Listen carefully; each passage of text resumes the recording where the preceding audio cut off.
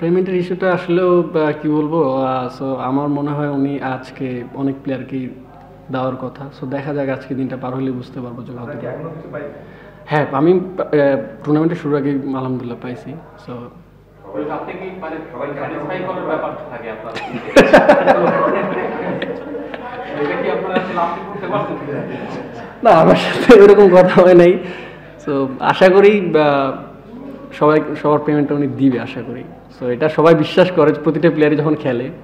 তো এখন দেখা যাক কি হয়। এক দেড় বছর আগেও আপনি আপনার ক্যারিয়ারের পিক টাইমে ছিলেন আর কি, তখন যেটা হাই সেটাও দেখছেন, এখন আবার মানে আপনার মাঝখানে একটা ইঞ্জুরি ছিল, এখন আবার লোকটা দেখছেন। এই দুইটা টাইমে আপনি নিজেকে মেন্টালি কিভাবে বুঝেন, মানে যখন ভালো অবস্থায় ছিলেন আর এখন আমি অবশ্যই সবসময় একটা চিন্তা করি, প্রতিটা মানুষের জীবনে ভালো এবং খারাপ সময় আছে, মানে আসবেই। সো আমি দুইটা সময় এনজয় করতে চাই। সো আল্লাহর রহমতে হয়তো খারাপ সময় আসছে, ওখানে ভেঙে পড়লে আরও খারাপ সময় বেশি আসবে। সো আমি চেষ্টা করি সবসময় যেটা আসবে সেটাই মেনে নিতে চাই। আপনার চারটা, খালেদের চারটা, আমরা অনেক করছিলাম যে কার পাইবার দাগ, আপনার খালেদের মধ্যে কোনো কথা ছিল না, খালেদ একটা অনেক হ্যাট্রিক ছিল চেঞ্জ থেকে, আপনাদের দুজনের মধ্যে কোনো কথা ছিল না এই বিষয়ে? আমি খালেদ ভাইকে বলছিলাম, ভাই হ্যাট্রিক চান্স এবং 5টা চান্স, আপনি একটা স্লিপ নেন। সো যদি একটা ইজ হয় তো আমি চাই আপনি 5টা নেন, আবার হ্যাট্রিক টুর্নামেন্টের এই বছরের প্রথম হ্যাট্রিকটা হোক আপনার। তখন উনি বলছিল ঠিক আছে, সাথে মিথুন ভাইও অ্যাগ্রি করছিল যে স্লিপটা নেওয়াতে। আমার থেকে মনে হয় যে খালেদ ভাই যদি ওই ওভারে খেলাটা শেষ করতে তো আলহামদুলিল্লাহ খুব ভালো হতো, কারণ উনি টুর্নামেন্টের পুরো টুর্নামেন্টটা খুব ভালো বোলিং করতেছে। সো এই কারণেই না, আসলে টিম ফার্স্ট রান আউটটা করছি, পরে আমি নাও পাইতাম। সো এই কারণে আমি যেটা ছিল সেটাই করে ফেলছি। সামনে তো প্লে অফ ম্যাচ, আপনি ভালো করছেন, খালেদও ভালো শেপে আছে, তারপর আলিফও ভালো বোলিং করছে।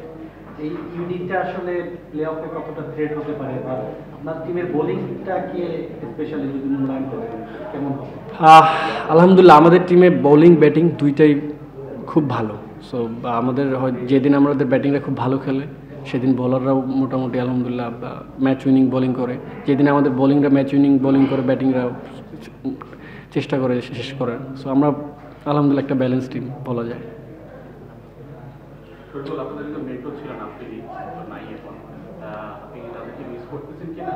আরেকজন আপনাদের হোস্ট আছে, সবাই নানাভাবে আপনাদেরকে প্রাণবন্ত রাখে, এটা কি আপনাদেরকে বাড়তি মোটিভেট করে? আসলে আমার এই পর্যন্ত হোস্টের সাথে কোনো দেখা ওইভাবে হয় নাই। আফ্রিদির সাথেও আমার মানে খালি হাই হ্যালো হয়েছে, আর কোনো কথা হয় নাই। সো এইটাই বাস্তব। আর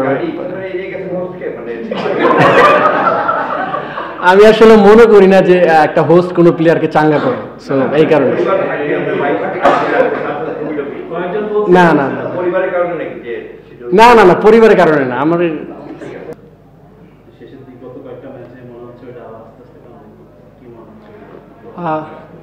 শুরুতে আমি আসলে শুরুতে হচ্ছিল না, পরে আমি নিজে একটু ঘাবড়ে গেছিলাম। পরে কোচ আমার সাথে খুব পজিটিভিটি একটা মিটিং করে। সো আমার উপর বিশ্বাস রাখে, সাথে নাসু ভাই। সো বলে যে যত ম্যাচ খেলবা তোমার রিদমটা তত আসবে। সো ওইটা নিয়ে আমি প্র্যাকটিসে কাজ করতেছিলাম, বেশি বেশি করে নতুন বলে বোলিং করতেছিলাম। সো আলহামদুলিল্লাহ আবার ব্যাক চলে আসছে। ওইটা আসলে হচ্ছিল না কি কারণে? ওইটা তো আপনার মানে একটা স্ট্রেংথের জায়গা, মানে পরে কি মানে ইয়া করে দেখছেন যে আসলে কেন হচ্ছিল? আসলে ইনজুরির পর থেকে এফোর্টটা একটু কম হচ্ছিল, যার কারণে একটু বডিটা আগে ফল হয়ে যাচ্ছিল। সো এইটাই আমরা প্র্যাকটিসে করতেছিলাম তার জন্য। সেরা পারফরমেন্স পরে বের হয়ে আসলো আপনার থেকে? না, আল্লাহ যখন যেটা রিজিকে লিখে রাখছে সেটাই হবে। সো আগে পরে সেটা বিষয় না। একটু আগে পেলে কি চ্যাম্পিয়ন্স ট্রফি দলে পাঠিয়ে দিতে পারতেন না? জানি না, বাট আফসোস নাই, আল্লাহ হয়তো ভালো কিছু কপালে লিখে রাখছে ইনশাআল্লাহ। আপনারা টুর্নামেন্টের শুরুতে দল হিসেবে আপনারা যথেষ্ট ভালো, কিন্তু টুর্নামেন্টের শুরুতে কি এক্সপেক্ট করেছিলেন যে এখানে কম্পিটিশনের এই লেভেলে এসে আপনারা এখন সেকেন্ড পজিশনের জন্য ফাইট করবেন? টিম যেমনই হোক, প্রতিটা টিমই ভাবে যে আমরা সুপার 4-এ খেলবো। সো আমাদের ওই আত্মবিশ্বাস ছিল। সো আমরা আলহামদুলিল্লাহ সবাই ভালো খেলতেছে।